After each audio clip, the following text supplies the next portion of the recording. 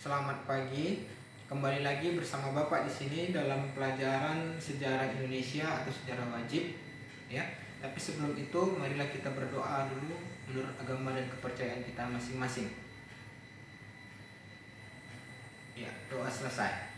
Baik, sebelum kita mulai materi kita, Bapak harap keadaan kamu di rumah walaupun kita sistem daring, Bapak harap kamu dalam keadaan baik, sehat walafiat, ya. Menjaga kesehatan karena pada masa sekarang ini penting bagi kita untuk menjaga kesehatan. Baik, ini lanjutan dari materi kita yaitu mengenai cara berpikir sejarah, ya.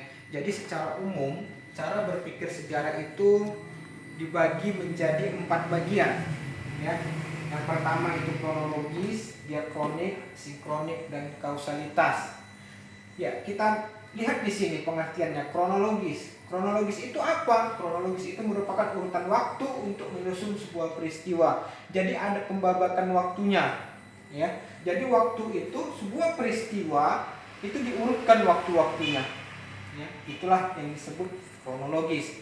Kemudian yang kedua adalah diakronik. Diakronik itu apa? Diakronik adalah periodisasi peristiwa. Jadi peristiwa itu dibuat periode-periodenya. Atau bisa dikatakan sesuatu yang dapat melintas melampaui dalam batasan waktu, ya. Itulah diakronik.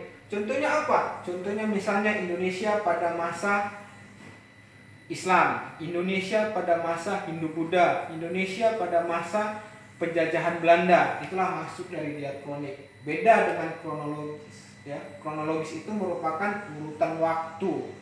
Contoh misalnya sebuah peristiwa, kita ambil contoh peristiwa perampokan. Misalnya, itu ada peristiwanya, mulai dari mana dia, diurutkan waktunya, itulah kronologis. Kemudian yang ketiga adalah sinkronik. Sinkronik itu apa? Segala sesuatu yang bersangkutan dengan peristiwa yang terjadi pada suatu masa. Jadi sinkronkan dia.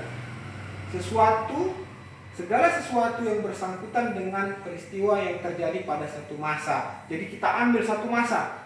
Misalnya pada masa penjajahan Jepang. Apa saja yang terjadi dalam masa penjajahan Jepang? Itulah sinkronik, ya.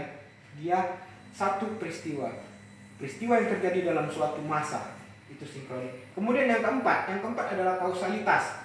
Kausalitas merupakan sebab akibat, ya. Sebab akibat sebuah peristiwa pada suatu masa. Jadi peristiwa tersebut apa yang menyebabkan dan apa akibatnya?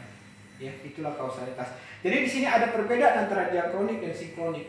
Ya, diakronik ini lebih kepada memanjang, peristiwa memanjang, sedangkan sinkronik itu melebar. Ya. Kembali lagi Bapak jelaskan, diakronik ini peristiwanya memanjang, sinkronik lebih melebar. Ya.